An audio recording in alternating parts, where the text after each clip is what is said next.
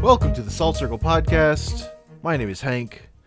With me is Ben. Yo, what up? Yo, we're here to talk about the best things of 2022 again. Maybe we'll finish this time. Yeah, I mean, no guarantees. Yeah. So we talked about video games for 2 hours, so that podcast ended up just being that. And now we're going to try and get to everything else. Yeah, See how it goes. I mean, the difference is that I like video games. Like, wow. Everything else just, it's there. I'm going to turn down my gain again immediately. We just talked about this before start. We smashed the record button, and now I'm like, there's noise. I gotta turn myself down. I got to turn the gain down. Going back into the tunnel. Okay, well, it's probably fine. If you hear shit in the background, I apologize, but them's the breaks. Fair enough. That's how it goes. So, where do you want to start? What are you feeling? It's difficult because I don't like the thing that I've done the most of aside from games is easily music, but that's like that's like just a talking at people thing. Like, I don't think there's any overlap between the things me and you have listened to somehow. No. I mean, I have very little new music. Yeah. That's not like, tied to an anime or something that I listen to. So, like, for that, I'll be doing a beefy... I still plan on doing, like, an actual write-up because I think that's a more palatable way to take that in. But I'll have some little notes. I guess, like... I don't even know, like, movies or I haven't done much of anything that's new. Like, two notable films that I watched were both just Christmas movies. Like, that's where I'm at, you know? Yeah. I had one. My music thing for last year was I listened to Taylor Swift's Anti-Hero on repeat on Spotify. Oh. More than I listened to anything else, basically. I didn't care about any other song in that album, but I like that song. I mean, that's dope. So it's nice to find a bop. Is it a bop or is it a jam? Or a banger? I mean, it's a pop song. Okay. Like, the thing I like about it is she starts going, I'm the problem, it's me. And then she starts saying everybody agrees in, like, droning, like, oh, it's done with it tone. And then it shifts back into cheery pop song. Like, nice. I like that juxtaposition. But because I like the idea of, like, the airing or feeling shit about yourself. But also, I just want a cheery pop song. So fucking give it to me. Yeah. Yeah, no, I like, feel you that. can do both. Yeah. No, my... I mean, and there are lines in there that are just, like, clearly, like, weird thoughts she was having in the middle of the night or whatever, and just did not rewrite them. So they were weird. Oh, that's pretty good. Yeah, I didn't get much in the way of... a Carly Rae Jepsen album came out, like, the same day as Taylor Swift one. I knew the Jepsen album. That album didn't hit me as much as her last two albums have. There are some good songs in there, but it didn't hit me the same. Yeah, I saw people, like, talking up the Carly Rae Jepsen, or her latest album. But that was also in the only music thing I follow, like, specifically on Reddit is power metal. And they do, like, a best of non-power metal thing every week. And everybody was talking up Carly Rae Jepsen. I didn't check it out. I never got around to it. I was too busy. There's some good songs in there. I just don't like the album as much as her last two albums. Yeah, that's right. I mean, her last album the last two were bangers. Yeah. It's good shit. There was a good Beyonce song and a good Lizzo song as far as pop music goes from this year, but That's like I have like a little bit of avenue for trying to find like pop songs that are actually good, like super popular pop songs that actually chart and people listen to that I actually think are good, because I still find that a compelling avenue for music, but I don't like check out albums based on that generally. Yeah. So, dude, I don't have that much more other than that, like those few songs. I kind of miss being at the factory sometimes, just because we'd have pop music on all day on the radio. So like I would hear shit, Sure. and if I heard something good, it's good, and you can go find it. Now there's just I got like no, without actively seeking out pop music, like I just hear nothing. Or if people tell me, like if you tell me, I think my Discord is doing that super fun thing it was doing before, where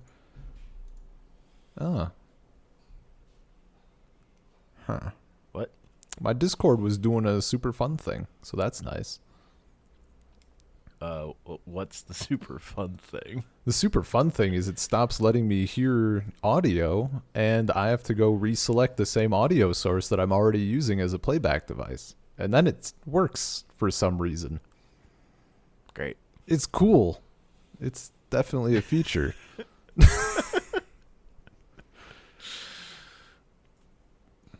Yay. This is what was happening when we were playing games the other day, by the way. Gotcha. Neat. Anyway. Conductive for a podcast. Yeah, this is optimal. This is easily the best way to do it. Uh-huh. I also have no idea what the source is. I'll do my best, Okay. Could you hear me through all that? Like when I was talking about factory and pop music and stuff, like you heard all of that? Okay. Yes. As long as you can hear me, I mean, I guess that's okay. If I'm quiet for an abnormally long time, I'll just, it's kind of on me to be like, is this just a pause? Or has everything disappeared? Anyway, yeah, I was like all about metal for the most part this year. It was and a lot of it wasn't even from this year, but even the shit that I listened to the most definitely was, with an exception. I can boil my best of to 2 albums, I think, pretty easily. And that would be Ghost, who I think a lot of people are familiar with, formerly Ghost BC. Impera is just a fucking great album. And I have some friends who were fans of Ghost, and they're like, they liked it when it was more like goth rock, metal-ish. I don't even know necessarily, but they've gotten a little more poppy, Their shit is catchy as shit now. Like, it's unbelievable. So I love it. I think it's great. And their Impera from 2022 is like an impeccably mastered album. Like, I don't know exactly what it is, but it sounds good on everything. Like, everything is just mixed super well. So that's an easy recommend. And the other one is, I've talked about him before. I think that would have been 2020. He had an album come out, Jonathan Hultane. He did it's like an acoustic album, which his stuff is already kind of acoustic, but the theme is like he goes in the woods and re-recorded stuff, and it's just good. Sure. I listened to that album like, I don't know, as when it came out, that's just all I listened to. Like, in the car, at home, like I probably listened to it 20 times in a row. Partially because it's very nice to sing to. It's like right in my range. A lot of harmonizing and stuff. Yeah. Sure. I got a lot of other music notes, but like not gonna go on about him. Yeah. I listen to a lot of old anime themes this year. Oh, I can't even check because if I open up my music player, that will fuck all my audio. But that's intentional. I listened to Anthony's theme like on loop for like a day. Uh-huh. It was the vibe, yeah. and I was getting shit done. That was great. Nice. I also listened to a lot of the music from a movie from this year. You talked about it, but I can't remember what. I can't remember which one it was. It's Shin Ultraman. Right. Okay. Yeah. Should have fucking. And we've talked about Shin Ultraman a lot. Yeah. We talked over it. We talked about it. That movie rules. That's easily my movie of the year. It's my movie of the year, but also like is kind of a by default thing. Like, what is Enola Holmes 2 gonna take it for first place? Like, no. Yeah, it's kind of by default for me too. Except because I really didn't watch that many movies. I watched like fewer movies this year than I don't know. The pandemic in general, I've not been watching too much. Yeah. But I love that movie so goddamn much. That movie is incredible. I have a hard time believing any of the movies that came out this year that I didn't see would have supplanted it anyway. So yeah. Like when I was looking at the list of stuff that came out this year, at least for America, I saw there was like several things on there that I'd wanted to see. It's probably most recent on that list because I think it came out in like November or December, so it's in my mind like Weird, the Al Yankovic story or whatever. I wanted to see that. Like, is it going to be better than Shin Ultraman? Also, no. Yeah. So, I guess the only thing that might have contested is Shin Ultraman is just in my all-time movies list. Because just being both what it does as like a giant monster movie, and it's like it might be the best superhero movie I've ever seen. Dude, and I love the format. Like, I would have to really think about that hard, but it's fucking up there. I fucking love how it exists as a superhero movie. The different stories is what really sells it for me. I love that. Yeah. Like, if people bitched about that, they're dumb. Sorry. That structure just works so much better for a superhero. It was so cool. Yeah. And it was fun. Dude, that's still like that's like one of the it has to be like a speed record for just getting into like good shit. Like, we don't fucking dawdle. We don't meander around for like 90 minutes and then get a 3-minute fight at the end or something. No, like 2 minutes in, you've got fake Godzilla, and 10 minutes in, you've got Ultraman.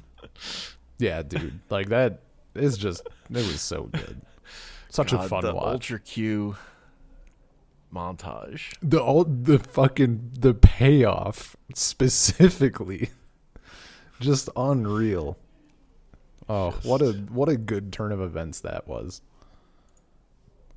The bird from I Saw Bird, dude. How could I not put it at number one? And they had that snail, right? Yeah. Yeah. I like that snail. It's a good snail. Yeah. That was just a great film. And like getting to watch it was so fun. Again, like the soundtrack is kind of fucking incredible. Oh, the soundtrack is I watched that movie so many times I didn't realize the fucking lyrics to those songs are English. Like, it just didn't register with me. Yeah. And I'm like watching it on YouTube. I'm like, fucking wait a minute. Oh, it's like in Antenna when I realized, like, wait, these are different. Like, these lyrics they're not just reusing the same song. It's just the melody. Good lord. Yeah, that's great shit. And my second favorite movie from the year was Dragon Ball Superhero. See, which I'm just not going to talk about because I was gonna say, like, that's the only one. Like, from what I mean, because I'm into Dragon Ball now, like, that's the only other one that I know of that I was like, that might have been a contender, depending. I don't know. Honestly, depends on my mood. Like if I'm in super Dragon Ball mode, you know. And if you're in super, like, I want to see Goku mode, it's not going to give you that, really. Also. Yeah. I wish I could be in super it's Goku about mode. Piccolo is the main character, really. Okay, I mean, like, you've sold me. I'm in. The only way you could sell me more is if it's Krillin dressed up as Piccolo. Then we're really talking about a film. God. Just, yeah. The way they do Pan in that movie just, like, fills my heart. Nice. It makes me so happy. And, like, immediately from the trailer, I was like, oh, they're going to be doing Pan amazingly. Just based on, like, 2 seconds of footage or whatever. Yeah. So, I guess, do you want to do, like, other movies that I'm pretty sure we both have seen, or do you want to start with like kind of the one-off stuff that the other hasn't watched? If there's a movie we've both seen left, I think there are two, maybe, okay. unless you skimped on them.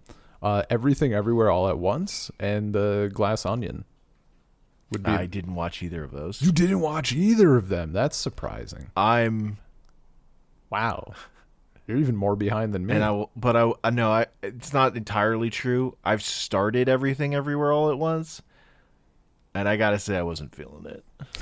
But I'm only like halfway through or something. Not even halfway through. Yeah, every time I think I was overhyped. Not personally, like my hype wasn't super up, but everything I saw about it, I didn't see anyone being like, yeah, this is a really solid movie. I saw a lot of people everywhere who were like, this is now my number one movie of all time. Like, yeah, I only saw people blowing it up, and it was good. No complaints, I guess. Yeah, I assumed I would like it a lot more than I have so far. It had... and I really liked the guys who made it. The writer-director combo. I really enjoyed their last movie, which was Swiss Army Man, which is a fucked up, weird movie about Daniel Radcliffe as a corpse that has magical powers. I forget if you've talked about that before, or if I've heard of it before. Maybe. I don't know. Swiss Army Man sounds familiar, but yeah. Like he like it's the idea is like this dude rides Daniel Radcliffe's corpse, which is as like a jet ski powered by farts. Incredible. At one point, and then but it's also like their relationship over the course of the movie is very sweet. As they become friends, this guy's stranded on this island. It's just like. I really enjoyed it. And my problem with Everything Everywhere All at Once as I'm watching it in terms of the writing is it really feels like dudes writing women to me. Like the way it's setting up like its story metaphor. Like I it's hard for me to pin down why I feel that way, but I just have that vibe. Yeah, I guess I don't. I mean, on one hand, I can say I didn't get that, but on the other hand, I can't remember enough. Like the movie at this point has become like vague in my mind a little bit. Yeah. Yeah. It did have one of the most cursed scenes I've ever witnessed. The hot dog fingers? No. Like cursed specifically for me. Yeah, you might have not got there. I don't know. But you know how there's like the deal where they're like you have to do something unexpected or whatever to like get you into the proper universe. Is it the paper cuts? It's the fucking paper cuts. It's so specifically anti-me. Like I was almost a little offended. I did get to that part. Oh, that shit was so bad. Yeah. But no, I think the other thing that maybe soured my opinion. Also, it's just like a lot of exposition. They have to that too. explain really hard for what amounts to Keanu Reeves saying, "I know kung fu" in the Matrix.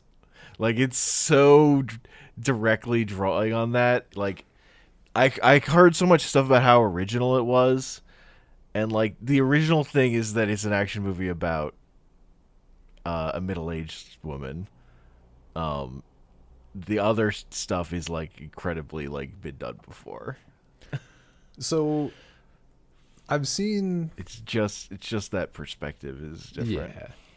I've seen a lot of there's the huge stuff with like the LGBT things, with the daughter and all that. And what stood out more to me was like the generational stuff with like the family. But that didn't hit like it all because right before watching it, we had just watched Turning Red and Kanto, and I want to say another thing. We watched like 3 movies that all featured like the exact same deal of like, wow, family trauma sucks, and eventually someone has to break the cycle, and that's also a bitch. So then I got to this, and I'm like, okay, again? We're here again? So that was just kind of unfortunate timing, but... Yeah, and I don't know how the movie's gonna resolve stuff, but through the first half, like, the metaphor being her daughter killing her, like, I don't like that. It felt, I actually just didn't like it. There's like a reason generational stories I feel like need to be about the younger characters in that way.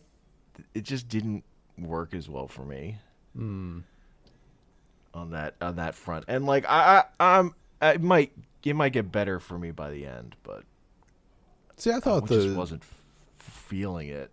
I thought it following like someone who's, I mean, it's a bit clumsy phrasing maybe, but like kind of in the middle, right? You're not fully able or wanting or whatever to like break free from that shit, but you're not like on the older side where you're just like really set in it sort of deal. I think that's interesting, but just a lot of it. But it was like, it's just a lot to go to that metaphor after watching her be a kind of a dick to her daughter. Yeah, but like that's what she's feeling, right? Yeah. Yeah. But she was really uncool.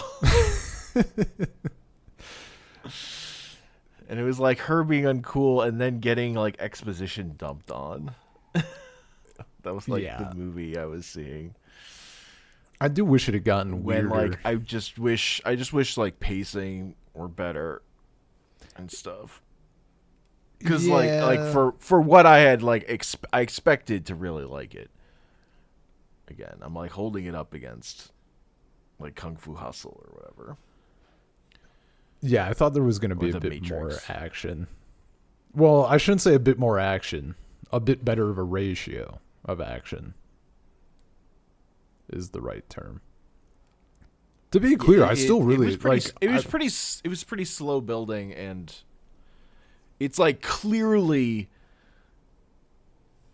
more interested in their like personal drama with her family than in actually like taking the supernatural stuff that seriously. Yeah, and actually, I was. It's like clearly all coming back to that. Since I knew like we were, this podcast was coming up. I've been thinking about like all my thoughts on shit, and I think another part is that both right now and possibly at the time when I watched it, well, probably at the time when I watched it, sometimes I don't want like the extra shit. I just want the action. I just want Shin Ultraman. I don't want an analogy for like the struggles of humanity or whatever, I want to take this thing at face value and not worry about the beef behind it or something. So when I reflect on it, that's kind of how I feel about it, I guess. Like, I wanted to just be like, yeah, this is a thing about going to parallel universes and, like, fighting. Except it can't just be that. Like, it's not possible to detach it from the other stuff. I still thought it was a really good film. That's just not what that movie is. Yeah. Yeah, I mean, it was fine. Like, I had a good time watching it. It's not like it was bad. The second half will probably be better than the first half, but yeah, I would say that's accurate. As someone who's like not the part of the reason I'm not watching movies this year is I have trouble focusing on them at home if I'm not feeling it. And I was just like pausing it constantly to go watch an anime opening again or whatever. It's like ADD crushing everything, so yeah, like I just wasn't feeling it. And you also didn't watch Glass Onion, huh? No, I just haven't watched it yet. Okay. I mean, I won't talk spoilers or anything then, obviously. Mm-hmm. Sure. It was a very fun time. Mostly because I just want to see Benoit Blanc doing his shit. I just want him to talk. That is all I want. Like, that's true. That's what I wanted, and the movie delivered. He had a monologue that I thought was great, and it made me happy. That sounds delightful. No, it was a solid time. The other movie I watched that I really liked is Decision to Leave. Not heard of it. Which is directed by Park Chan-wook, who directed The Handmaiden. That we did on Ladies' Night. Yeah, I recall The Handmaiden. Thank you. It was like the one that I liked the most coming off of those. Yep.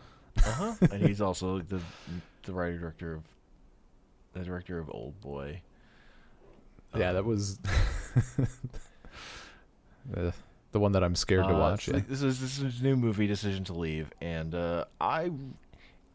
when I watched it, the only reason I'm not more effusive about it is I don't love the story, but the filmmaking, it's like he's doing fucking donuts of just how fucking good a director he is.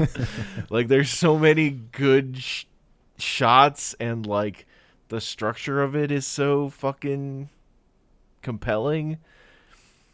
Like, again, like I couldn't focus on Everything Everywhere All at Once. Decision to Leave, no problem. I watched that movie fucking straight through, and I don't even like that. I have problems with that story. Nice. I do think I remember you mentioning watching. What's the plot again? Like, just loosely.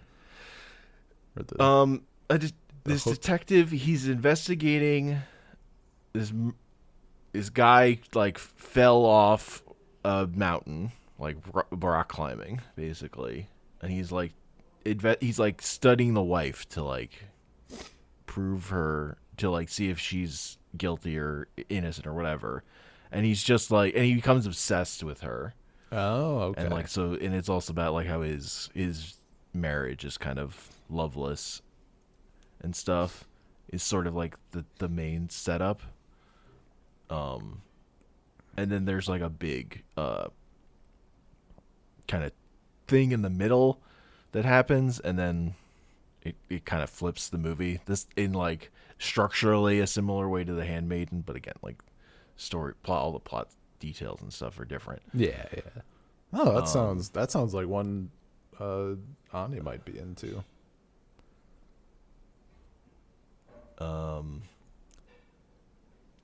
Yeah, it's just incredibly well made. Yeah. There's a scene where he's chasing a subject, and they're just like running up these stairs, and they're just like both getting completely exhausted. Like, his partner was also running in, but like immediately is just too tired and gives up.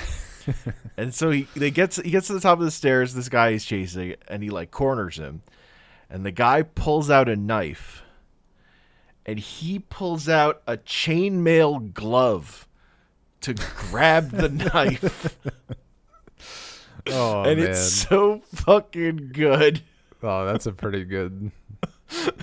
You're selling me. I'm into it. That's not like an important scene to the plot, but it's so good. I think about that all the time since I watched it. Oh, that's solid. He's just a cop with a chainmail glove.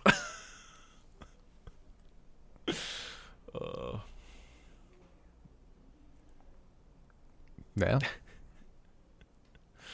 It's good shit. And I saw like Doctor Strange in the Multiverse of Madness. That movie's fine. Yeah. It's a Marvel movie, is what you're saying? Well, it's a Sam Raimi movie and a Marvel movie. It has qualities of both. Gotcha. Like it has more. It's like direct Evil Dead references in it also, so that makes it better. At one point, Doctor Strange like possesses his own dead body, and then has like a cloak made out of corpses. It's pretty fucking good. Nice. But it also has, plenty of Marvel bloat to it too. Yeah. But I liked it way more than the first Doctor Strange, which is a movie I fucking hate. So. Yeah. Yeah, we've talked about that one. Uh-huh. Yeah, I've not seen any Marvel things. I think the only other movie I saw was EO, which is the donkey movie. I remember you mentioning critics' donkey. best list. I know nothing about it. I didn't like that movie. Does the donkey die? Or is that super spoilery? Bad things happen. Yeah, great. He gets to kick a guy once. I mean, that's neat. Who's being I guess. I don't know. It's like extremely obviously influenced by this older French movie about a donkey. And I watched that too after watching this one. And that one has more rape in it. So I like that one even less. Yeah. And that one had this weird thing of the director had this thing of he wanted to drain all the acting from the actors. So he'd do like 20 takes and take like the one where they had the least affect. Huh. That seems super just enjoyable. I think it's fucking bad for a movie about with like a major rape scenes in it. Yeah. To convey it like that. Like I just didn't like it. Yeah, that sounds pretty But cursed. that's an old French movie that's like number 25 on the best of all time list. That's sounding yeah. whatever do. EO is just not it's like a series of it's kind of like episodic in terms of like the donkey's here now and only sometimes is there like connective tissue really showing you the donkey getting from one situation to another. Gotcha. But like instead of rape, there is a scene where like a dude like lays down food for this woman to like take from him, and he leads her to his truck, and then he's like, "So sex now?" And she runs away, and then he's like, "Oh, I fucked it up," and then he gets his throat slit by somebody else, and then we just move on to something else. Is that kind of movie? And there's just like a lot of indulgent, like there's just like a sequence where the camera is just showing a like walking dog drone walk around for the hell of it. I don't really know why. It's a really self-indulgent movie by the director, whoever the person who made it. So it just didn't work for me. I like when the donkey he eats a carrot off of his like wreath necklace that's full of carrots. Yeah, the donkey was kind of compelling, and it was kind of just the fact that like the movie is like not that. It's not really about the donkey. It's like using the donkey to do whatever other bullshit it wants to do. Yeah. Like there's like a fight over a soccer game. I don't know. Yeah, it's the first movie I've seen in theaters since the pandemic started. And it was mostly empty. Yeah, the other stuff I've watched is far fluffier. Sure. Like it's not that at all. Let's see. I mean, I don't have a ton to say about most of them. I watched Enola Holmes 2. Have you seen the first one? No. Okay. Sherlock Holmes has a little sister, and she's also going to be a detective or whatever. I thought it was the first one was pretty good. I thought it was a decent take on Sherlock Holmes, and it worked well. They did some, like her, it's what's her name from Stranger Things? 11. Yeah, it has 11. Who's in that Godzilla movie? And the Godzilla movie. Yeah, it has tap water in it. I can't for the life of me remember her fucking name. Anyway, they do a lot of stuff with her like talking to the camera, talking to the viewer or whatever. And I thought it was good. I thought it was a fun time. It didn't do the bullshit that so many Sherlock Holmes movies do where they fucking hone in on Moriarty because that's what we got to do. We're doing Sherlock Holmes. We got to do the thing that Conan Doyle only did so that he could kill Sherlock Holmes because he was sick of the character and writing about it. That's clearly what we got to put on the big screen. It didn't do that. It was nice. Yeah, because he's like, because the Joker is popular. Yeah, and it's always Millie Bobby Brown is her name. Millie Bobby Brown, that's the one. Yeah. Enola Holmes 2... Two Godzilla movies. I forgot she was in that other one. Enola Holmes 2 does the Moriarty thing. And, like, not even well. Like, it's a shit take on it, in my opinion. At least, like, with the Robert Downey Jr. Sherlock Holmes, like, it's just a pretty classic take. This was trying to, like, spin it. I mean, I don't like those movies. The good version of Sherlock Holmes is House. Also wrong, but sure. What do you mean wrong? I don't like it when they make Sherlock. I don't. We've been through this. I don't like it when Sherlock Holmes is a fucking asocial piece of shit who hates humans and himself. It's just not what I'm here for. You're not allowed to do Sherlock Holmes who likes people, or else the like family that owns it will sue you. I'm here for the Sherlock Holmes who is... Sherlock Holmes is nice. They say that's what they own. I'm here for the cordial, polite, socially acclimated Sherlock Holmes who's addicted to opium and plays the violin. That's the character I want. Anyway, so not only does Enola Holmes do the Moriarty thing and do it poorly and blah, blah, blah, it turns out their shtick with her constantly talking to the camera and doing like... It's not like the exact same as like... I think it was Robert Downey Jr. one where it was like 30 seconds, counter. He hits to the left. I do this, then bah. And then it rewinds and it plays the whole sequence out in real time. They don't do that, but they do a thing that kind of feels a little like it, you know? And it turns out it's like just the same shit from the first one, and it turns out I didn't need to see any of that twice. So I had a bad time with that film. But it's probably not as bad as I make it out to be. That's the only like rough one I have on my list. After that, I'm going in like ascending order, I suppose. After that, I have Falling for Christmas, which is Lindsay Lohan's comeback to acting. It's a very generic Christmas film. She falls while posing for a photo in the mountains and loses her memory and ends up in a Christmas hotel where a man in a Christmas sweater shows her the magic of Christmas. And you might be shocked to hear it, but they end up together.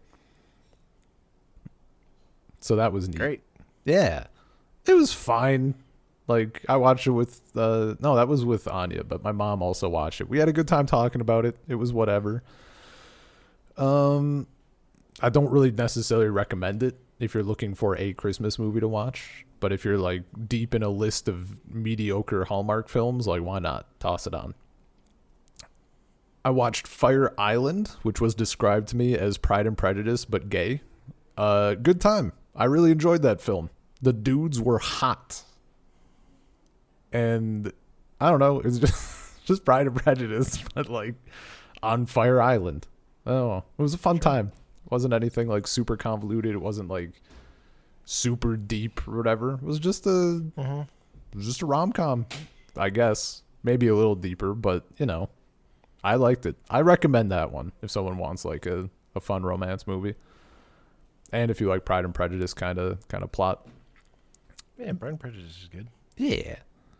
And the gem, the crown jewel of other things, probably right below Shin Ultraman, just for sheer lack of watching films, is A Puppy for Christmas. God damn. What a...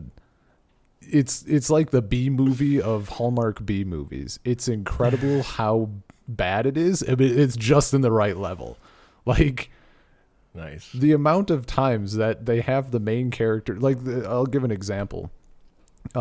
Main character is like going out into the country, right, to spend Christmas on the Christmas location after, and she hates Christmas, of course, or whatever.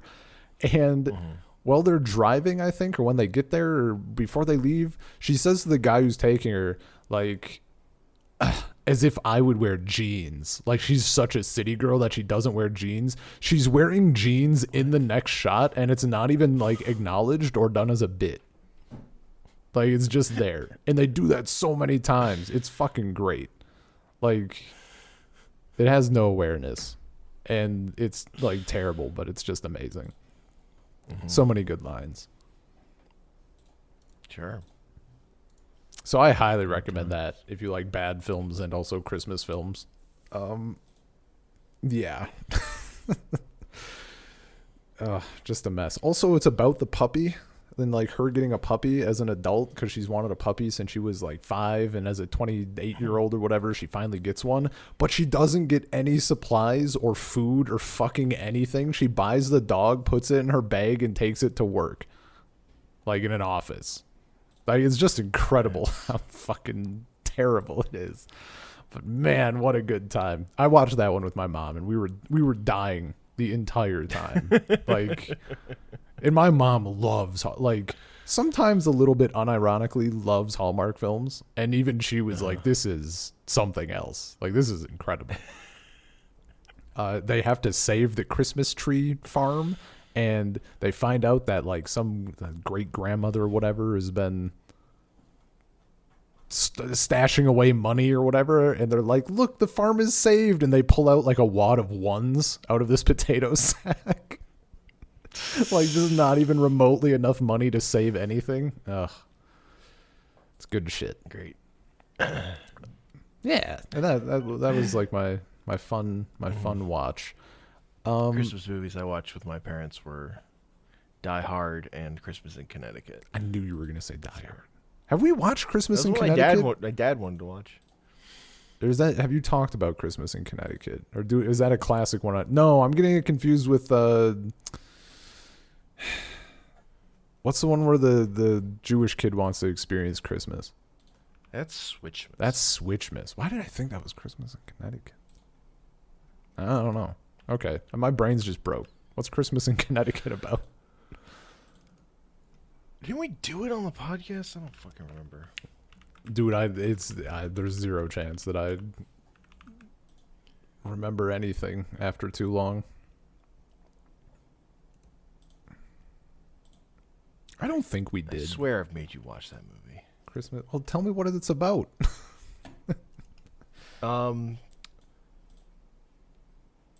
this woman, a main character, she writes a column about cooking and living on her farm, and she neither cooks nor lives on a farm, and then has to host this guy who's from the military who was like trapped on a boat for a long time. We've definitely not watched this, nor have you made me watch it. Okay, well that's got to happen then. Well, like, put it on the calendar in a couple years. We only got one more Princess Switch film to do, so. It's got 2 character actors who are in Casablanca in it. It's another reason I love it. Ah, okay. Nice. It's a good. I mean, yeah, I see like 1945. Like that's yeah. And it's just I'm solid. I'm it's down. A very good rom-com. Yeah, man. Put it on the fucking list. A movie night, you say? We're adding it to a movie night? Finally. It's been so long since we've had any of those plans. Seagal and Sydney Greenstreet are both delightful. Nice. Barbara Stanwyck's just very funny. There's one more movie that I want to mention, but I have not seen it. Instead, okay. I watched my parents watch the movie, and it was incredible. So Netflix absolutely did my dad dirty. So the movie is White Noise, A24 film, apparently, with Adam Driver and probably other people, I imagine. And the trailer that Netflix showed, like the little bit when you scroll over it, was a family like in an old woody station wagon, like driving through a forest and doing like the quintessential, like, oh, we're totally lost and driving through the woods, like off the road, going so fast. Then we burst through bushes and like we're in midair and we land in a river or whatever, right? Mm. And so my dad's dying. He's like, this seems incredible, like kind of a Christmas Vacation, but like, you know, it just came out, like blah blah blah, vacation film, whatever, something along those lines.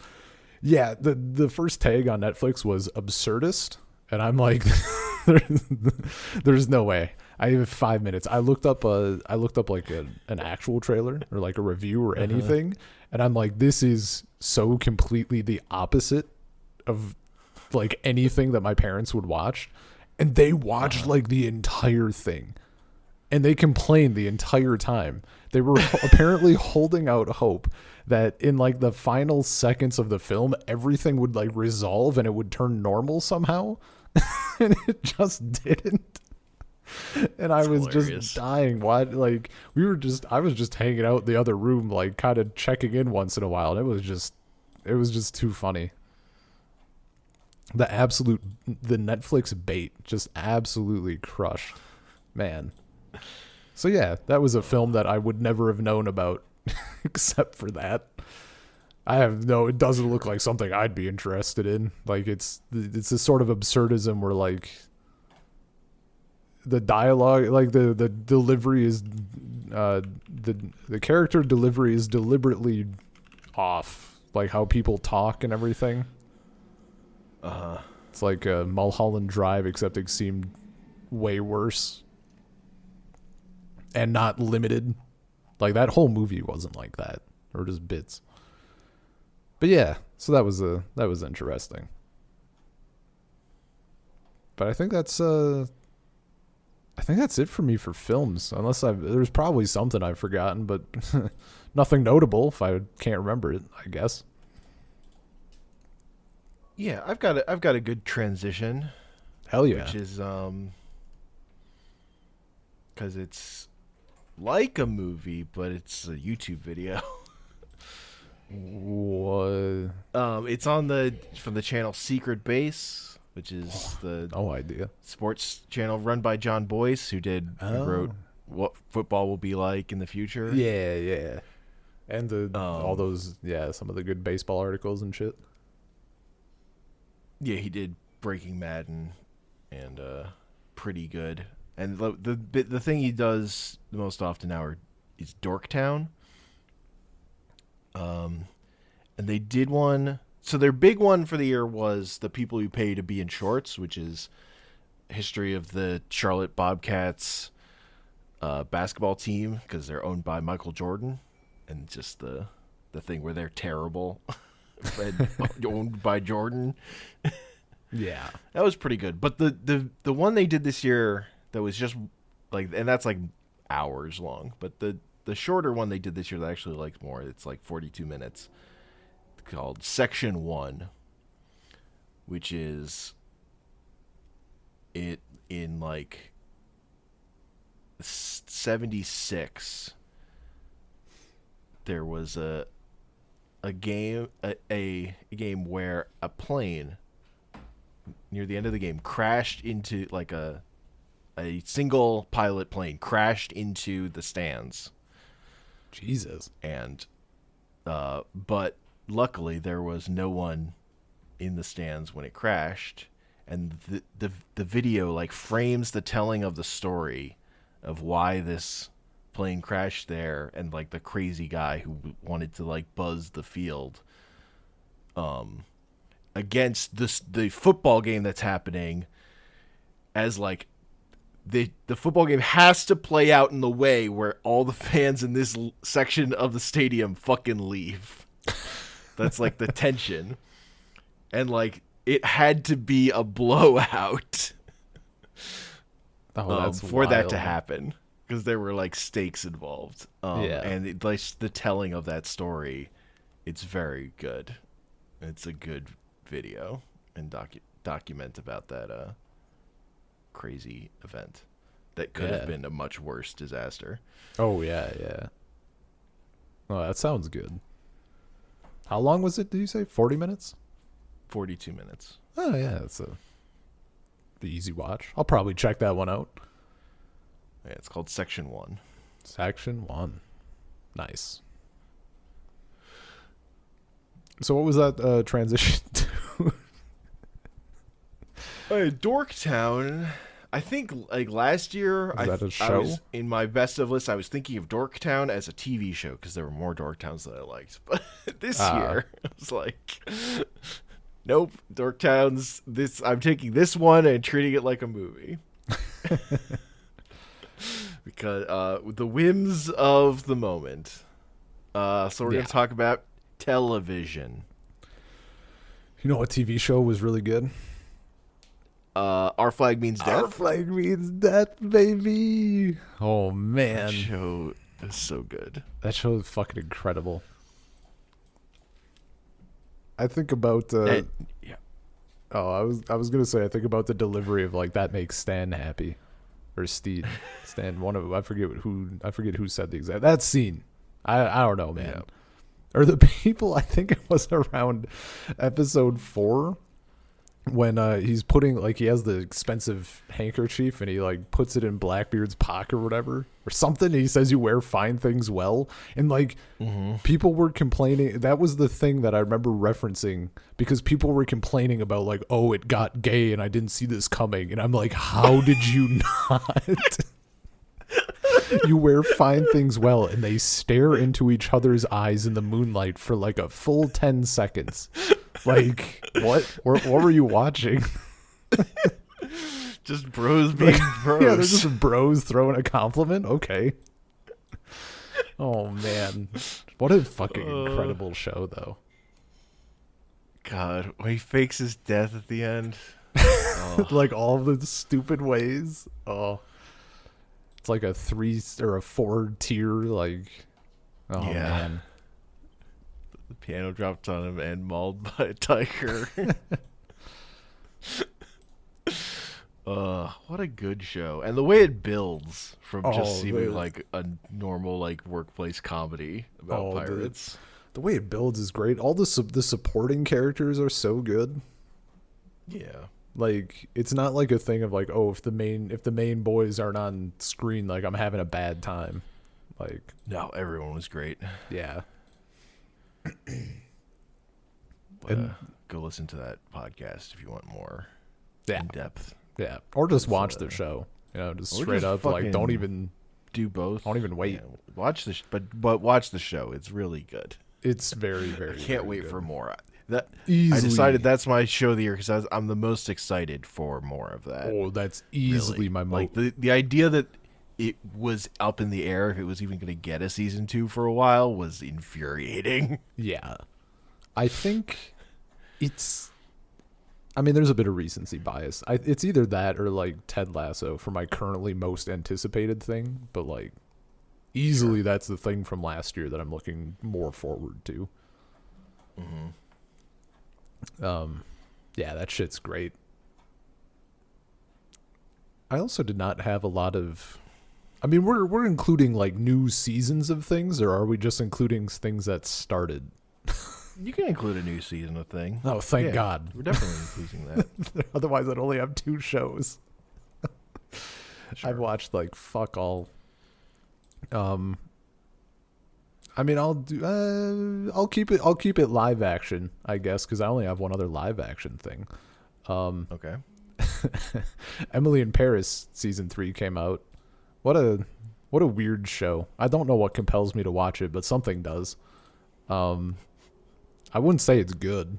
I think it's funny how obviously you can see the writer is like scrambling to not get canceled by their own fans.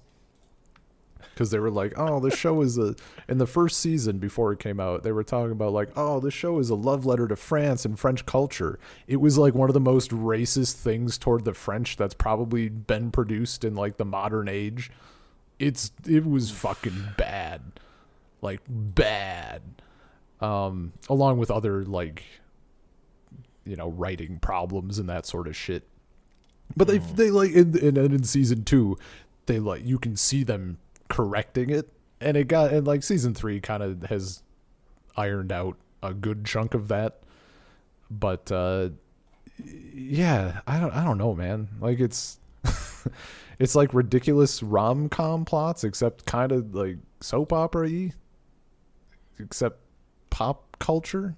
I don't know. It's Lily Collins failing upwards, and it's sort of infuriating, but you just kind of want to see how far it goes. Sure. Also, I think their primary focus is like, cartoons back in the day are selling toys. This show is just like, what outfits are we going to put people in so that people like buy these clothes? So that's sort of a thing. I think that the new The Last of Us show did that. Really? They're like, Joel's jacket. You can like, I heard there was like a lot of articles about Joel's jacket where you could buy it. That's hilarious.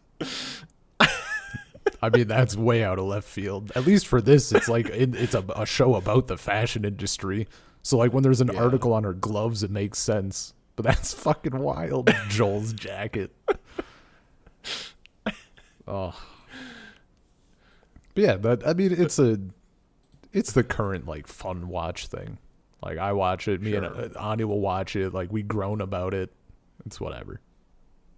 And episodes are short, so that's a bonus. Mm-hmm. Yeah, those were the only 2 live action things I did that I can think of anyway. Okay, I've got a bunch. Yeah, let it rip. Fucking. I mean, it's not. It's. I gotta talk Andor. Oh yeah, Andor happened. Of course, right. It's very good. That's what I keep hearing. It with my parents over the break. Right, you did it twice. Not a lot of jokes. Not a lot of jokes in it. Which is, not what you would expect from a Star Wars thing. And it's interesting. It was interesting watching my parents because they didn't laugh as much as I did on account of the no jokes. But the way it just does stuff in the Star Wars world, it's just, I found it incredibly entertaining. Yeah. Just doing stuff. Like, oh, it's doing a heist movie for 3 episodes. Fucking amazing. The heist bit sounds good. Yeah, that's like... You mentioned that. It's like episodes 4 through 6. It was a heist movie. Yeah. Out of how many episodes? It's like 12? Oh, okay. 10? I forget. Yeah, but not like 20 or whatever. No. Um, yeah, it's 12. Okay. And it's just and like it's just written well in a way that's not Star Wars like at all. Yeah. It's just doing like spy genre stuff and then like, like adult writing that's just good. Yeah, it's staying away from like the kiddie shit. well, it's just different than other Star Wars. Like I can't think of other Star Wars to really compare this to in terms of movies or the other TV shows. I mean, here's a question that can be used, I think, as a basis of comparison. Maybe I'm wrong. Is there a merchandising character? Who's the new robot? Who's the baby Yoda? Well, there's the sad robot who doesn't have enough power to tell two lies. See, like, I don't think that's gonna be popular with the kids. You know. But I think like that's just to demonstrate the idea of there's definitely like, selling a toy of Stellan Skarsgård's character. Yeah, I mean they sell a fucking because they need people to fucking buy action figures and keep them in a box for 40 years. Like that's the optimal way to have fun. Yeah. But like there's no like they're not making plushies of a character, you know? Probably, maybe. Never say never, I guess. But just that distinction because like I think every other thing aside from maybe Visions, just due to the nature of that. Like, they all have something, you know? They're all selling toys. Yeah, that was original Star Wars. Like, that was one of Lucas's big things, he kept the merchandising rights for himself. No, I'm not saying that's anything new, but, like, if it doesn't have that, that's a big distinction. I mean, aside from, like, the obligatory Lego sets. You gotta have those. Those don't count. Gotta have the sad breakfast Lego set. Come on. Hell yeah, man. Of the failed fascist cop eating cereal with his abusive mother. Jesus. Verbally abusive, not physically. His Italian mother. So it's just different than other Star Wars. Like even so, it's written and directed written partially, but like kind of conceived by Tony Gilroy, who worked on Rogue One. And like, I don't think the writing in Rogue One was good. That movie was, I thought the script on the script side specifically was kind of a mess. Yeah. You could tell it was like one movie that became a different movie. And was like, but like that movie is totally made by the action set piece space battle at the end. That shit's wild. And this is just good. This is so much clearly one person's vision making a show. Even though obviously there like a lot of people, a fucking shit ton of people work on a TV show. Yeah. And there are multiple writers and directors and stuff. But it's so much more one vision than any other modern Star Wars thing or any other modern fucking Disney Marvel thing. Because I'm going to talk about a bunch of Marvel TV shows. Yeah. I watched this year too. And this is those are all like, clearly like there's like a room of people making choices, and this is clearly one person made the choices, and it's so refreshing in that sense. The other thing on front compared to the Marvel shows and the other Star Wars shows before this is they shot a lot of it in real places. Like in Scotland. Yeah. So I remember mentioning. I've just gotten fatigued with the way lighting looks in their fucking CGI room. Where like if the way faces get lit up just doesn't look as good as actual lighting and being in a physical place. Sure. I mean, it's like fine for if it's just the Mandalorian and Baby Yoda and nobody's talking. Like that's peak. That was peak Star Wars, modern Star Wars before this. So it was just like just well made in a way that's completely different from everything else coming out of there. Yeah. Andy Serkis is in some episodes and he's fucking great. He does a really good job. Stellan Skarsgård is unbelievable. And that's the thing, like it's like all writing and then there's like one space bit near the end of the season that's just the coolest fucking shit I've ever seen for like one sequence. I'm just like, fucking what? It's so good. It hits so hard because you've just been watching this like pretty talky like when it hits, like it does kind of like have like an action climax every 3 episodes or whatever. But sure. There's something about like the Star Wars space stuff hits. Like you're you're with normal people. Like they see a TIE fighter and like a TIE fighter is like as scary as a TIE fighter has ever been. Like they're being chased by like security dudes who are like sub-regular Imperial soldiers, much less like subs like stormtroopers are like a higher level threat. Yeah. And that's just kind of cool to see. Also, it's just like an incredibly anti-fascism show, and that's just good. Like it just hits on that stuff really hard and in a way that really works. Yeah, man. It's just good. And like it's interested in the shit villains like as much as there are heroes. And Diego Luna is like, definitely the closest thing of like a Han Solo that there's been since like, I don't know, original New Hope Star Wars. before they softened him. So if you like,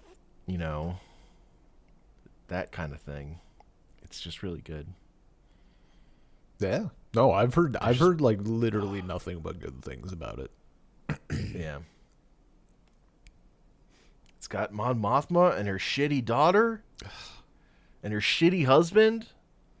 See, I've just gone completely. I'm like, just give me more fucking lightsabers. Like, start with it. I was gonna ask, did Obi-Wan also come out this year? Was that a 2022? It did. Yeah. That I'm gonna talk about. Yeah. Next. See, if I recall, that has some lightsabers in it, right? There's not lightsabers in Andor.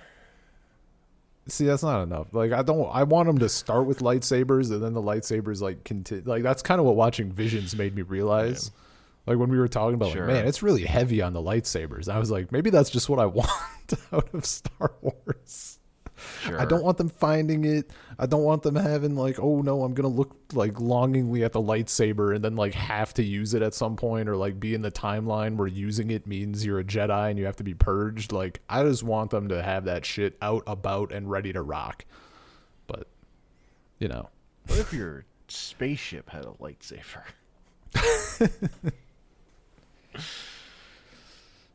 Oh. Yeah, I know this is like just not what you're looking for, but it's just fucking good. Yeah, no, and I'm glad there's a good, like, it makes me happy that there's a good thing to out. Obi-Wan. Dude, people middled so much on that. It had some promise early. The ending is really fucking bad. It's really bad. The way that they wrap up the story and what they do with the main villain character and her story is terrible. Just Yeah, it really sounds right. poorly She's written. they do the Inquisitor thing, right? Yes. Yeah, like hot take maybe. I think all of those are just kind of shitty. I think Inquisitors are shitty, and I don't like. They're dumb. They're a bad thing to have. Anyway, I don't know. You could theoretically do it well. It's just bad. What the writing is bad. The fact that they so promoted Hayden Christensen being back and like what he's back to do is mostly be the guy in the Darth Vader outfit that gets dubbed over. There was some like flashback stuff though, right? Like where he doesn't talk still, yeah. Yeah. Yeah. You go like multiple episodes without seeing him, and you're like, why was all the promotion about him being in the show?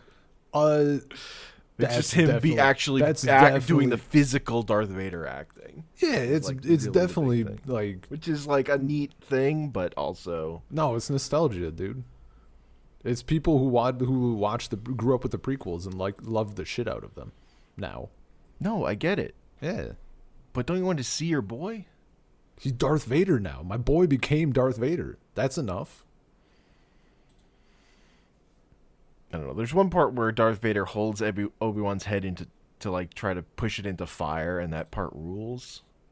But I don't know. Also, how much you hate the show will depend on how much you can stomach Kid Leia.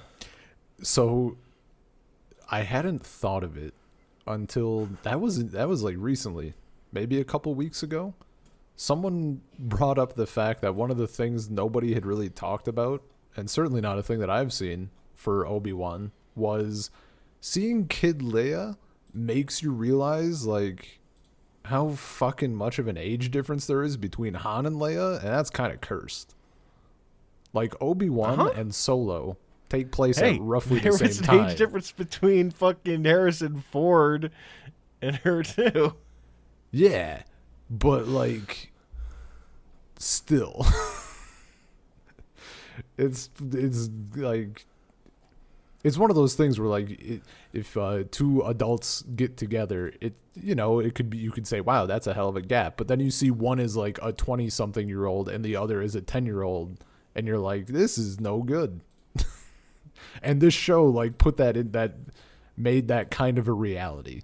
Like now we have those two characters. I mean, it just put it in people's heads. Yeah, yeah. Like if you pay attention to fucking the age of actors versus actresses in movies. Oh yeah, it's but like bad. But like it's not just the actors and the actresses; it's the characters. Like you couldn't even. Yeah, but I don't give a shit about. I care less about the characters, honestly. You couldn't even that's do fictional. it in a comic book. Just thinking about that scene in Mulholland Drive of her like tryout for that movie where she had to make out with that guy, that old man. That's Hollywood, baby. Was he old? Yeah. No. I remember there were like white hair.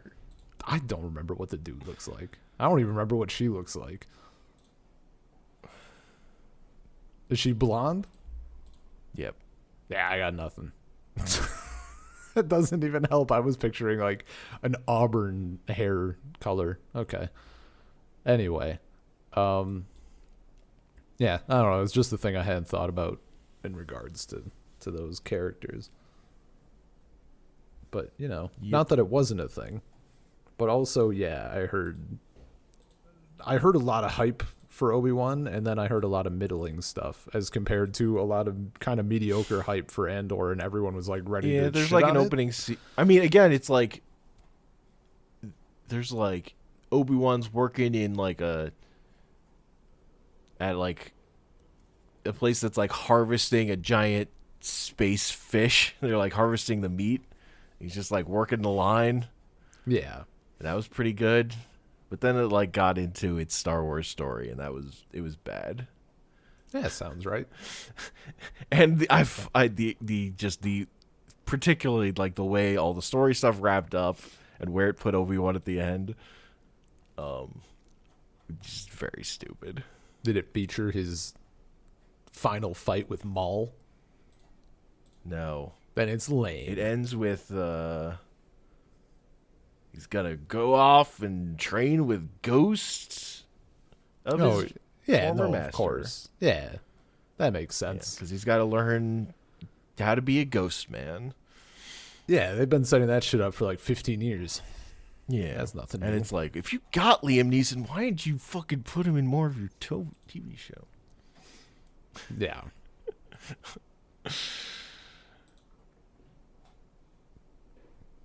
Yeah. Yeah. Was that it for it? Dude, there's been so much shit. Was that it for Star Wars stuff this year? Technically, most of Book of Boba Fett came out this year, I think. Oh. Or God like, damn. basically all of my it. timeline is still so fucked. I can't That one keep I track of anything. didn't remember that. I was like looking at dates. I'm like, fucking really? Yeah. Because it started pretty at the end of December, I think, like the very end. So what? And oh yeah, go on. I mean, Book of Boba Fett has Luke in it. Great. For like an episode. It's got Ahsoka in it too. Yeah. For that same episode, I think. Like just a tiny bit. I don't know. Like the problem with Book of Boba Fett is the part where it's a Boba Fett show, and then it like turns into the Mandalorian season 2.5 near the end. Yeah, that part's okay. Yeah. There's a part where he's like hanging out with the other Mandalorians. That's like the highlight of the season for me. Then it goes into like resolving the Baby Yoda thing, because they remedy the thing of like sending Baby Yoda away at the end of the last season. Like, no, we need to get that baby back. So they resolved that, and they showed too much fake Luke. Oh, and the illusion breaks. Yeah, that's like, that's yep, no that good. sure is some guy that's not Mark Hamill running around in a bad wig. Ugh. Yeah, that's rough. Yeah, it fell apart. They leaned too hard into that. They flew too close to the sun. And there's just like stuff like, it's weird. There's like their version of Boba Fett just sucks so bad. he's just so uncool. I kind of admire it for just going like, yeah, Boba Fett's not cool. What are you talking about? Dude, he's just lame. Was that season 1 where they reintroduce him?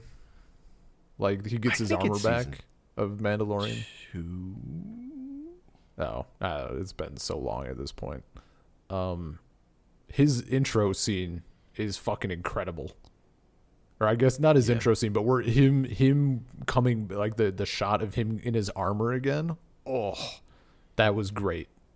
And I don't need to see anything else. I don't need the illusion ruined. You don't need like Boba Fett's dances with wolves where he gets trained by Tusken Raiders. No. And it's just all those tropes. Hell yeah.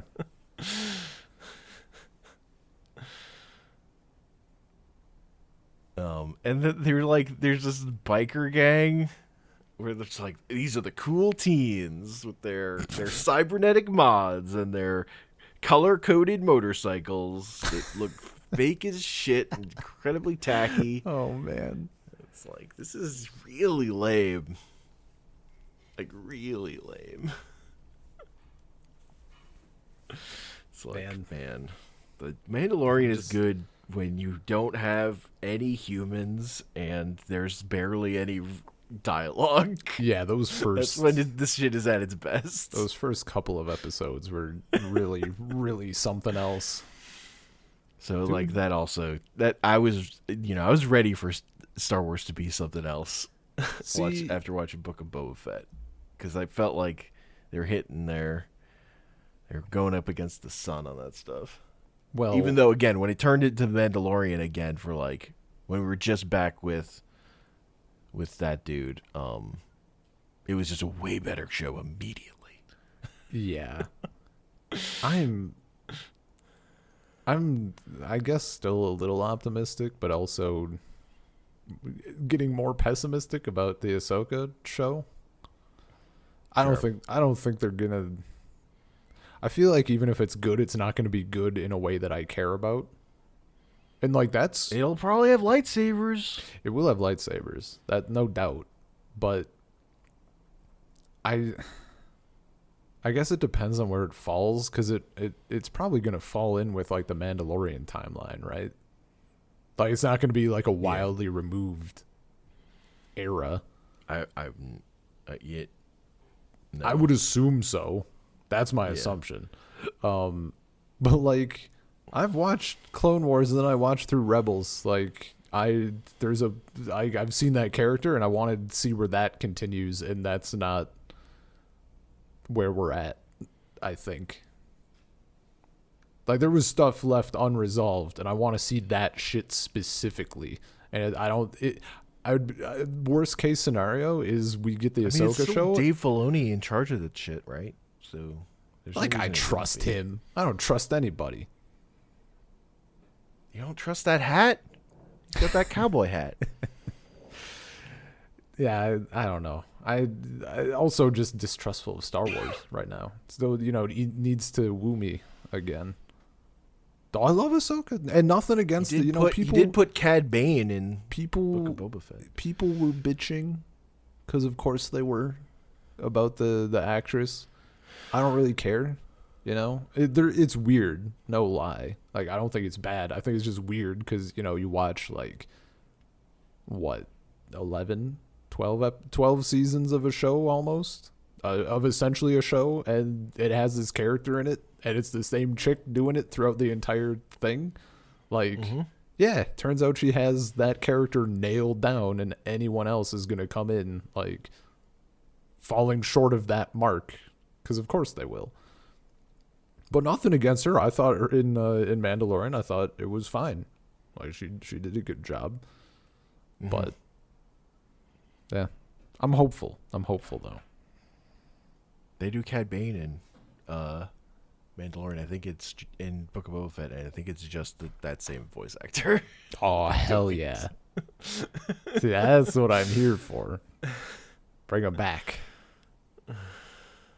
Oh. They kind of end him. Yeah, it makes sense. Story. Boba Fett have their final confrontation. Yeah. It's kind of disappointing, honestly. Wow, I'm shocked.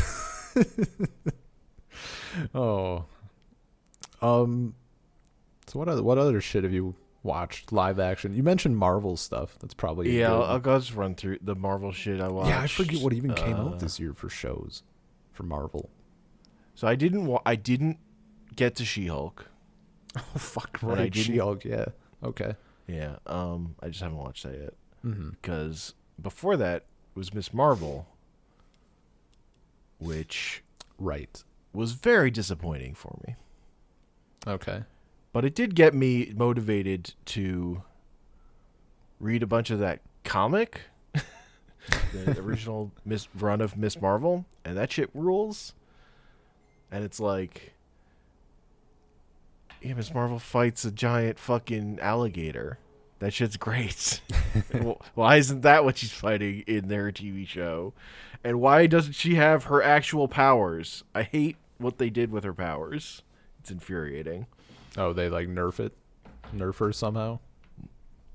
No, instead of like being able to grow her limbs and be stretchy, she's fucking Luffy from One Piece. She has like crystal powers. Oh. She like manifests crystal stuff. That's quite a change. And it looks ugly. Oh. And I hate it. And they're just like, they were too afraid of her being gross and weird with her shape changing flesh powers. Oh, so they were cowards. Yeah, exactly. They're cowards, and the villains suck so bad. It has my favorite example of a terrible Marvel villain now, which is Belt Dude. Sounds scary. Takes off his belt. It's Jesus. like turns into like a more weaponized belt. Great. I don't know, man. Sounds kind of fun. It's just bad. The best parts are actually like the stuff just with her family and like getting into Pakistani stuff. That part's actually good. It's the part where it's a superhero show and there's action that's awful. Yeah. That just sucks. So it makes me mad. Yeah, that's a shame. It's like, it could have been a good show here, but you're Marvel, so you're Marvel TV, Marvel Studios, or whatever. You're Disney, so you fucked it up. Yeah.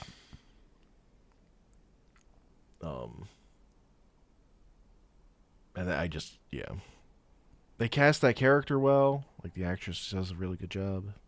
It's just it's just a bummer. Isn't that the fucking best that like half of these shows you have to be like, I swear to God, it's not anything against the people like doing. Like, yeah. Because I know that was also one where people got real racist, right? Probably. Yeah. I don't know. Yeah. And the other Marvel show I watched was Moon Knight, which is earlier. Jesus, that was which also... does have a giant alligator in it, so it actually rules. Hell yeah. The thing that makes Moon Knight good is it's the Marvel Cinemas version of the Venom movies. Like, it's... The actor's he's just doing a weird voice, and he's being yelled at by his fucking... the god that gives him his powers in his head, who's rude. It's like they're just ripping off the dynamics from Venom, and it makes it so much weirder and better than, like, the other Marvel stuff. It just has, like, a more chaotic energy, and they, and it has a giant fucking alligator for it. They fucking go for it with the stuff. So it's just more fun. I mean, hell yeah, dude. That's like part of my problem. Moon Knight was pretty good. I need them to have more balls. And his cape turns into a crescent moon like it's supposed to.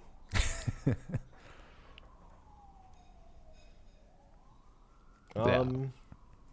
Like he is just fighting evil Moon Knight kind of, but you work with what you got. Yeah. But yeah, that like my big take on why Moon Knight is good is just they're just copying the Venom movies. I mean, that's a good. I'm fine with. That's I like like those movies. Yeah, that's a good formula to copy, honestly. Yeah. It's dumb, but it's fun. It's got character to it. Yeah. It's weird. Were there other Marvel shows? No, that's it. Okay, That's it. My last live action show is season 2 of Gangs of London, which I did not watch yet. Yeah, I'll get there. It's not as good as season 1, and it's That's like the show is a less ambitious show. Gareth Evans doesn't direct any episodes this season, so there's no like amazing action set pieces or anything. It more is just like really getting into the characters, and they kind of over the course of the season they kind of just throw away the idea of the investors in favor of characters who are people on screen that we can interact with, and just really getting into the melodrama there of our characters, which I think is kind of ultimately I think is a fine move if it's based on like how the show handled it. Sure. It's like a less interesting show to me now, but it was still fun. Oh, that's good. The one thing that I was kind of mad about, they completely rectified it at the end of the season. I was like, nope. You understand what the dumb fun show that you are. That's great. Interesting. Yeah, I have to get character. Nobody dies. Yeah, you think a character dies, Jesus. They're probably fine. That's fucking wild. Yeah, no. Like this hyper violent show. It's just like people they're fine. They just live through anything.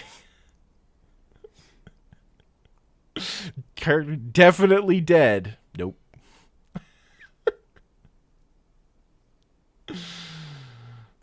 Yeah, that was but it's fun. Yeah, it's that's fun, one I need to get to. And it's more stupid, I would say.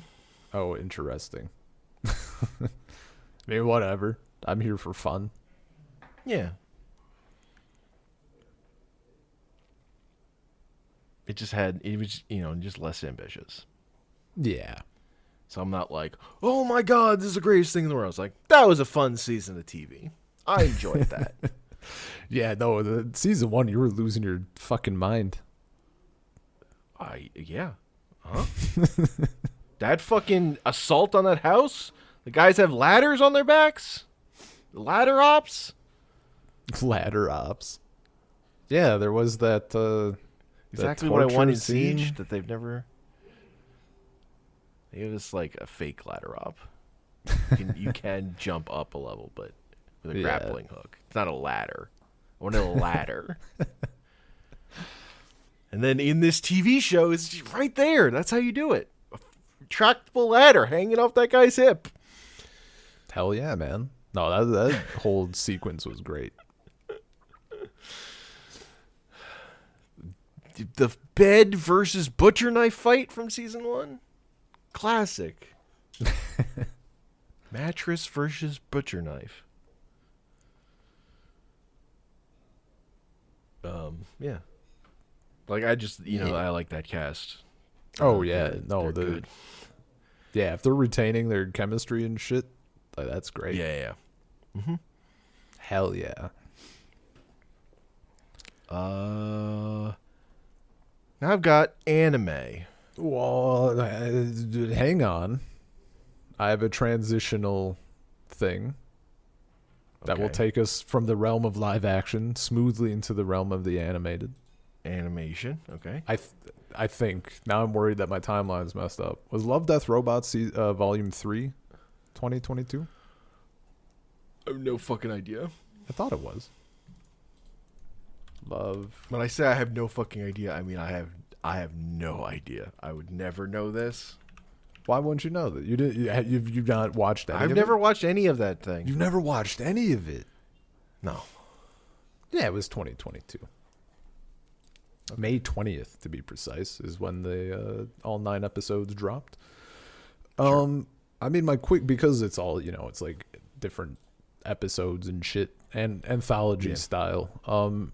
My quick and dirty thing is that it was a lot better than Volume 2, in my opinion. Okay. And it had, I can't remember the name of it.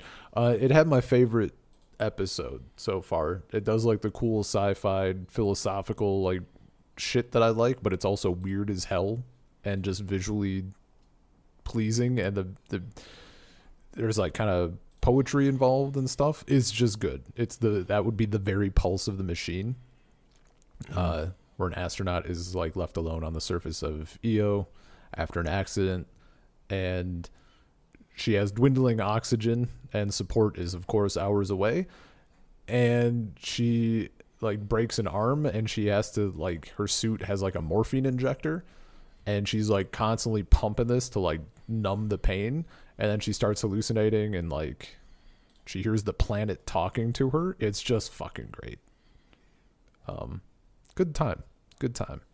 Everything else, like there were other good things, but like that one really stood out to me a lot. So yeah, I recommend that stuff is fun. I like anthology stuff like that. And it was nice that it was better than the second volume. Anthology stuff generally doesn't do a lot for me. So I'm pretty particular about, I have to really be compelled to dig into it. Yeah. Yeah, no, that was my thing. We can Okay. on to anime. Anime. We talked about Gundam, so we wouldn't have to talk about it here. Yeah, it's good. Recap. Witch from Mercury is fucking good. It's Gundam Utena. Oof. Really good. Yeah, man. And I only have one other anime. It's the new Urusei Yatsura, which is fucking delightful. Wait, quick Gundam note. If you watch it, watch those post-credit scenes. They don't spoil the episodes. They're important. Yeah, there are no episode previews. Watch to the end of every. Yeah. Post-credits are you gotta. Anyway, particularly on the last episode. The last episode was very critical. There are only two others, and they're not as important. But that last one is absolutely vital. Like so literally, funny. You almost didn't see that. The fact that I didn't see it and and then I watched it and it like literally changed how I was feeling. It changed a lot. Yeah, that was something else. Good times. Anyway, it's a big one. Urusei Yatsura. I'm so all in on this show, and it's still going currently. And like earlier in the year, I checked out like the old Urusei Yatsura and the manga. I think it was this year. Might as well be last year, but all the same. I was a little apprehensive about the series. Because it's about a shitty dude who is horny for every girl he sees. Like the main character is that. And like then there's also Lum, who's the space alien who's completely in love with him despite all this. Yeah. And the easiest way for me to frame why the new series I think frames the series in a way that's was way more appealing to me, and is kind of what hooked me on, is the original opening for the show frames it as the show is like more of a love triangle thing between the main dude, his girlfriend Shinobu, and Lum, the alien. Whereas the new series, the first opening, really frames it as just the overwhelming presence of Lum herself. She's omnipresent, which makes sense because that's kind of the enduring thing about that series is that character who was like, I don't think conceived of at the beginning of the show that the series was really going to be hers. But it totally became hers. So it's just way more appropriate that it's way more like just about her and how she's just too much. And it's just like the show's just really funny and endearing. Like the characters are all terrible teens that are like, but it goes like more than one. They have like all have like a big like trope in them. But also they have like other tropes. They have like enough depth to them also beyond that to keep it funny and interesting. Like they have conflict within themselves too. Yeah. Oh shit! It's Persona. And Rumiko Takahashi, who writes it, she's just really good at manga. She's like. She has so many like super popular long running series under her belt. She's got Urusei Yatsura, Ranma 1/2, Inuyasha, Jesus, and some other stuff. Like she's just a fucking monster of producing quality manga. And the thing the thing I really like about Urusei Yatsura in particular is it has that thing of being gag focused. Like the point of the story is the joke you're gonna get to, and then it just like will cut off, and like it's mostly status quo it, but like maybe you've introduced a new character and maybe we're still following that character or whatever. But like it's like set up all these circumstances and all this complicated stuff, and then we've got to the part where we've hit peak funny, done, moving on. And also like it scales up completely because like it starts with this alien invasion, and the only way it's going to be solved is Ataru, the main guy, has to catch Lum in a game of tag. Like he has to grab her horns, or the Earth is like gonna be controlled by these aliens or whatever. Like it scales up to ridiculous degrees, like as it needs to for bits. So like Nice. the characters, like there just can be aliens. There can be fucking anything can happen in any given episode. Hell yeah. And it just so it can be as completely ridiculous as it needs to be, and it kind of doesn't care. It's just fun. And I've also been watching. I watched through all the movies for the original series, and I'm going to talk about those on a different podcast because they're actually like weirdly meta and kind of interesting. And like I've just spent so much time, like I'm now like fully in on this series. Like I just fucking love it. And the new anime it's so pretty. Like the color palettes and choices are so good. I watched the opening, and it looked real nice. Yeah, I'm also like now obsessed with the second opening. Is also fucking really good. I think I'm gonna end up watching it, because I mean you've been super high on it for a while now, and that's always infectious. But I got like the the music was good. The openings that you linked, and I think an ending or two or whatever, also solid. But there was like a hook missing. I don't know. It didn't grab me enough. And then I learned that Lum is voiced by the voice actress who does Nagatoro. So I'm like, that's an in. Okay. Sure. Like she did that character super well. Her say darling in English over and over again. Incredible. Darling. And also she's like fucking Pikachu ripped her off because she's constantly shocking Ataru with electricity.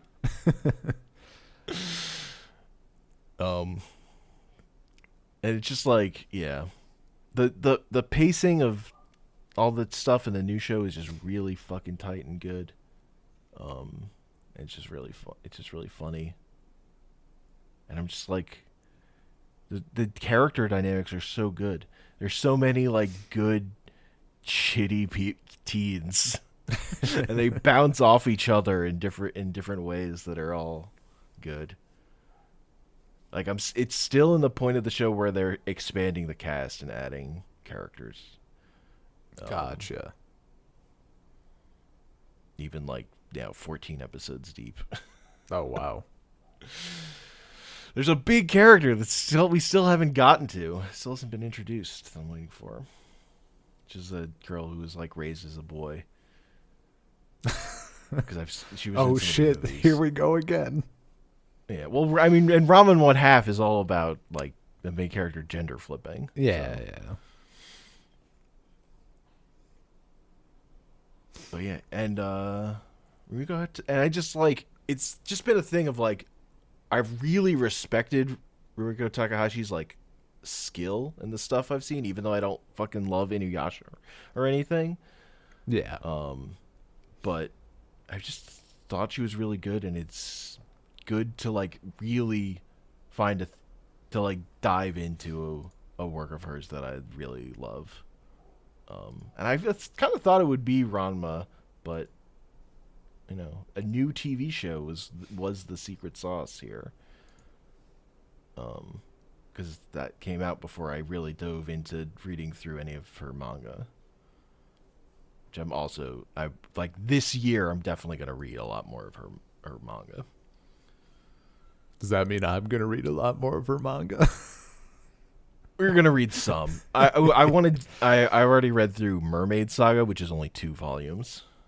Yeah, That's like a horror manga. I'm down for horror manga. About people eating mermaids if it's to become immortal or turn into monsters. If it's just a drawing, I can handle so much more. I have my limits, and I actually have very precise limits, but they're way higher. Yeah, it's not watching a show, it's just reading manga. Hell yeah. Yeah, just good. I also did an anime this year. Sure. There might have been others that came out this year, but I didn't check if they were actually from this year because they might have been 2021. Spy Family or Spy X Family is the big one. Cross Family? Spy Cross Family. Yeah, whatever your preference is. What a cute show. Like, it's just the dynamic is so good. I didn't know if I'd be invested, but like spy dad who needs a fake family to get close to a dude to, you know, preserve world peace, and ends up adopts this girl who's a telepath and he doesn't know, and then finds a fake mom or fake wife / mom for her,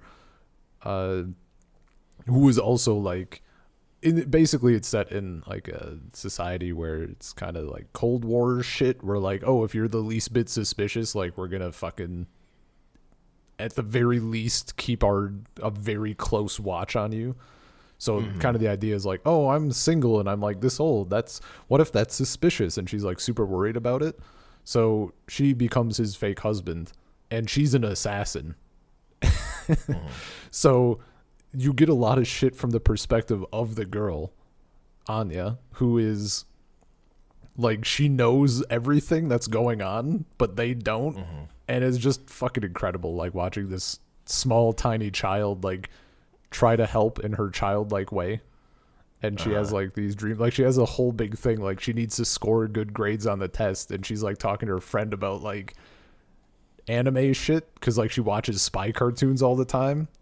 And she's like, I'm gonna be, because the guy is like Twilight, that's his spy code name, he's Twilight, and she's like, I'm gonna be Starlight Anya, and like wants to help and everything. It's just so fucking cute, dude. Like just a nice, pleasant time. Yeah, sure. It's very, and like, see, you know, the second season recently finished. Yeah, that finished like right on Christmas, I think. But that shit held up. Like, you couldn't tell at all that there was a break. It's the anime runs in seasons throughout the year. It's the end of the anime season. Yeah. That's why Witch from Mercury also ended around then. I still find it weird. Yatsura's going straight through, baby. Hell yeah. That thing's going to be like 56 episodes or something. Jesus. The old series is like 200 or over 100. I don't remember. Yeah, that tracks. Can't think of another like old 5 anime like movies, 6 movies. One of them was like 10 years later. I have 34 volumes of manga. Jesus. And 194 episodes. Over 4 seasons. That's not that many. That's like a month tops.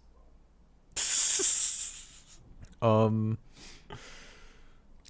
have 2 cartoons that I just want to briefly mention. Sure. Dragon Prince season 4 came out.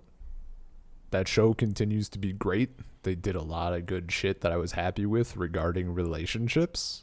Cool. And a lady in armor. That's always like, that was top tier. I kind of hate that one because like I want to recommend it so bad because I think plot wise you might be down, but it has a lot of CGI stuff that's just not great, and especially like I went back and rewatched so I could roll right into the 4th part, And the early stuff is fucking brutal. Like, it's the weird low frame rate, and like it's just stiff. And I'm like, this is difficult. And like, you get used to it, and also they improve, but it's rough. So that's unfortunate, but that show continues to be good. And the last one is Owl House. Well, season is a bit strong of a word, but they're calling it season 3 because that show got canceled by Disney because, God forbid, we have like really gay characters in our show for kids. Perish the thought. I think they gave other reasons, but from what I've read, that seems to be the strong implication internally. Okay. And so for their 3rd season, they got, like, it was canceled partway through season 2, so they got to finish out that season, and then they convinced Disney to give them a 3rd season that's just 3 45-ish minute episodes to like wrap up plot stuff. And I don't know if the second one, I don't think the second one is out yet. The first episode is out. I watched it. It was fucking incredible and also super depressing because they had to do so much shit. Like, they decided to do like a bit of a montage to like go over some shit that happened, and I'm like, I'm missing out on so many character interactions right now. This is upsetting. Like, yeah, it's just it was so good, and then you see like what could have been, and like there's all these things that I'm like, yeah, this plot is like, this seems like it's really accelerated. That's kind of meh. But then you realize it was supposed to be drawn out over like 15 episodes, and it was condensed to like 3 minutes. So that kind of sucks, even though it's a really good episode of TV, in my opinion. Sure. Yeah. And then, you know, the rest of 2022 was just like Dragon Ball. I just have a couple quick hits on comics. Yeah. Oh, yeah. The current Spider-Man series is really good. I really want to do one issue from it for a Salt Labyrinth. Hell yeah. Which is, I think it's issue 6, but it's Legacy. They've started doing, so Marvel started doing like where they have the series numbers, but they also show the Legacy number under it, rather than having to like renumber every time they hit a milestone or whatever. So it's Legacy issue 900 of Amazing Spider-Man. Wow. And it's really good. It's a standalone issue. Oh, nice. So I want to do that as a Salt Labyrinth. I need little convincing. That series has been pretty good. It's just Peter Parker's fucking in the shit again. His life is fucked. That's what it's fucking about, baby. That's Spider-Man. And everybody hates him because of whatever happened at the end of the last Spider-Man story that I haven't fully read. And I've also the other comic on the show is Batgirls, which is just delightful. Is that them bringing together like all of the different? Yeah, Stephanie Brown and Cassandra Cain, and Barbara Gordon as doing her Oracle thing. That'd be interesting. Is there like an actual starting point, or do I need to do 5 different threads first before coming into it? I mean, they reference stuff that happened beforehand, but I just jumped in at issue 1 of Batgirls. Okay. And I haven't looked up the other stuff. The thing that like set them up to like renting a loft and living together and like starting over with a new setup or whatever. I assume there's some story that set that up. Yeah. And it's just fun. Like, it's good character interactions. I love Stephanie Brown, and I'm just so happy she's in comics again, because after the New 52, she just wasn't. Yeah. And they canceled her series. And her and the other bad girl, Cassandra Cain, have really good chemistry, where she talks a lot, and Cassandra Cain is much more curt because she didn't originally speak oral languages. She spoke the language of violence only, is what her father taught her. Jesus. It was really dumb. So she's better as just, talking sometimes, but not like super elaborating. But it's just, these two bad girls who had terrible fathers who were supervillains. But they're just awesome. Hell yeah. It's just fun. And I like the art styles. It has its own unique feel to it. And it's nice. more sketchy. Oh, okay. Also, and they referenced Smash Mouth All-Star. Like more than you would think they would. That sounds incredible. Yeah, stuff happens. You couldn't possibly pitch it better to me. Yeah. And I read this graphic novel, Ducks, by Kate Beacon, who did the webcomic Hark a Vagrant, and it's autobiographical, and it's about her after college, like working in the oil flats in Canada. Oh. And it's just good. Nice. It's not. I wouldn't want to do it for the podcast because it just not that vibe. Yeah, but it's very good.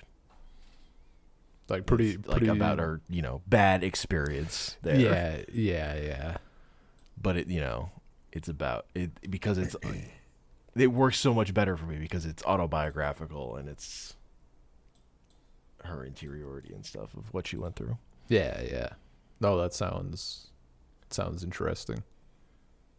And just high level of craft. Mm-hmm.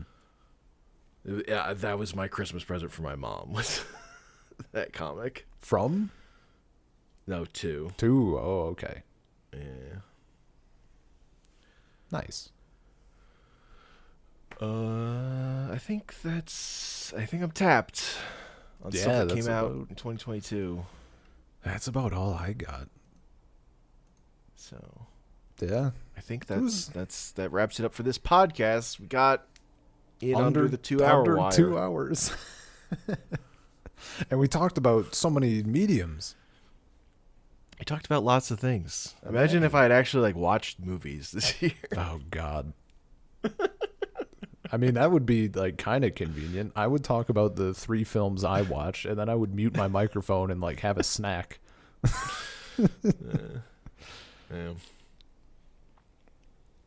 Yeah, and I feel like most of the things I really cared about we had covered on the podcast already. So. Yeah, we did. We did Our Flight Means Death. We did Witch from Mercury. So we did Shin Ultraman. We did Shin Ultraman twice, kind of. Yeah. God, I love that movie. It's very solid. Yeah, saltcirclepodcast@gmail.com, saltcirclepod on Twitter, @saltcirclepodcast. Yeah, I'm excited to talk about other stuff next time. Yeah. Fresh into 2023. Yeah, looking forward to it. We have to do our looking back on the podcast episode. Well, yeah, but that'll slightly less. Got one more looking back episode to get through before we can finally do Talking Bears night. That's the link between old and new, in my opinion. Because Talking Bears night has waited for its day, Ben. You don't have to fucking tell me. Been pumped on Talking Bears for a long time.